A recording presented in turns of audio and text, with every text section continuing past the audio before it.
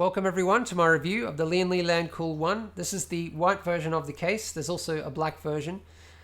Lian Li's slogan for this case is the merge of classic and modern, and that's something that I'm sure we can definitely agree with. This case no doubt has a classic look, which is kind of what we expect on entry-level budget cases, what we've seen many times before, but at the same time it does bring in the modern features that we've come to expect on the latest cases, such as the addressable RGB, the beautiful clean closed front panel design, which is very popular on today's cases. We have tempered glass for the side panel window, vertical GPU mounting, USB Type-C, and a lot of other very interesting features, such as, for example, the full PSU shroud, which is great to see, the offset motherboard tray. This case has a very high quality feel all round. The powder coat coverage, just the feel even of the molded plastic, the way the front panel clips on and off, and the top panel, they're very solid, heavily reinforced. There's no flex in the front panel when you remove it. It also has the brushed aluminium. So the quality here, particularly for an entry-level case, is just excellent. The connectivity is good. As you can see, we have USB Type-C, hard drive LED reset button, power button, USB 3.1, and audio in and out. The ventilation on the front panel is actually quite good despite the clean closed design compared to other cases, because we have the side ventilation, but also the ventilation through the slots on the front. The ventilation on the top is excellent, and a very nice high quality click when that top panel comes off. The magnets are strong. That also goes for the dust filters. The magnets are actually strong enough to hold them in position, unlike some other cases. But we have a magnetic dust filter on the front and a sliding dust filter on the PSU on the bottom of the case. On the top, the mesh is fairly fine, so this is going to keep dust out. That's going to be an exhaust anyway, but it will stop the majority of the dust from dropping down into the case. So from the back here, you can see the vertical GPU mount. We have 7 expansion slots plus the 2, so that's 9 in total. The dust filter for the PSU, quite standard, slides out from underneath, is long enough to cover a good amount of ventilation for the PSU, even high-end PSUs.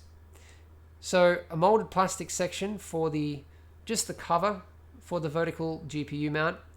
Now looking underneath, you can see an interesting feature. The hard drive bay can actually be slid back, and these are some of the little details that really impress me about this case. And I think it just comes down to Lian Li's experience, the amount of high-end cases that they make, and then some of these, the prototyping and the testing and the development that they do on these high-end cases can move down even to the entry-level cases. That is kind of design features that you normally wouldn't be able to justify the budget for on an entry-level case. But thanks to the other amazing cases that Lian Li creates, which I'd love to take a look at, by the way, some of their more high-end cases, we see some amazing features like this on even their entry-level cases, and there are many of them. It's just the little details that make all of the difference for people like us, enthusiasts who want to throw $10,000 worth of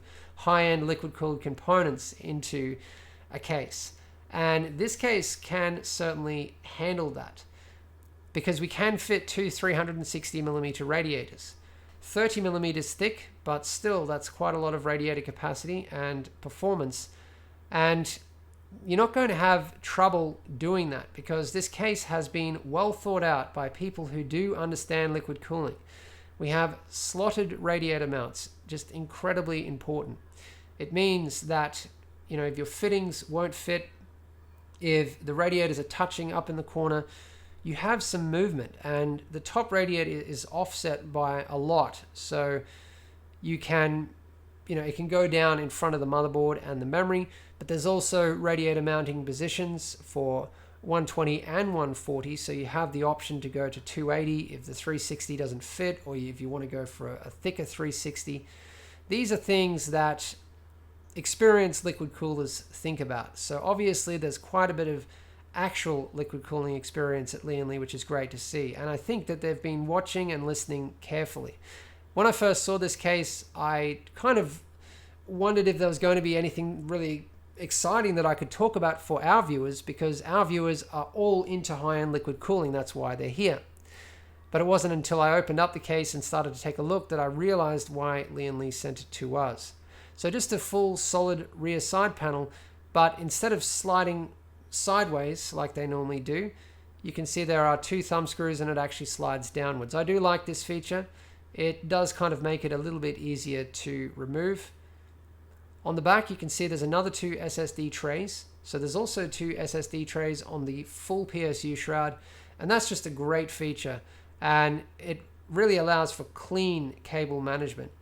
A lot of the time when you have a PSU shroud in the case, they forget to add enough cable holes, and cable management becomes a huge issue. But if you take a look around this case, the cable routing is another thing that has been very well thought out. And custom cables for high-end components in this case wouldn't be a problem. You can see we have plenty of space for cables on the back there, and thanks to the offset motherboard tray, it improves this even more. That's why I love offset motherboard trays. It also means that you don't have to bend the cables as harshly around, because sometimes you have to bend them 180 degrees one direction, 90 degrees the other. I mean, bare minimum 90 degrees in 2 directions. So the offset motherboard tray helps to improve this. The motherboard tray is set down a little bit lower, so it's a bit easier to bend the cables. Just to cover some of the main specifications, this is a mid-tower case, but kind of on the smaller side of mid-towers. It can fit eATX motherboards, which would come right up next to the cable routing holes on the right-hand side there, but because of the offset in the motherboard tray, bending the cables would still be quite comfortable. 4 2.5-inch drives and 2 3.5-inch drives. 9 fans, because it can also fit 2 120mm fans on top of the PSU shroud. The rest of the fans can be 120 or 140mm. Radiator capacity is 122, 40, 360 or 140 and 280 on the front and top panels. So a huge amount of radiator options to see on a entry-level mid-tower case. I was going to give this case a 7, but I'm actually going to give it an 8 because of the liquid cooling capacity, the cable routing, and the quality. Always one point is taken off because there's always room for improvement, but the other point I've taken off because I would like to see some level of innovation, something that we've never seen before on any other case, on every single case, even entry-level cases. That would just be incredibly exciting to see, and something that I'd give full marks for. I would love to take a look at some of Lian Li's more high-end cases where I'm sure a lot of this innovation is definitely happening. But a huge thanks to Lian Li for sending this case out for review and giving me this opportunity. And thanks everyone for watching.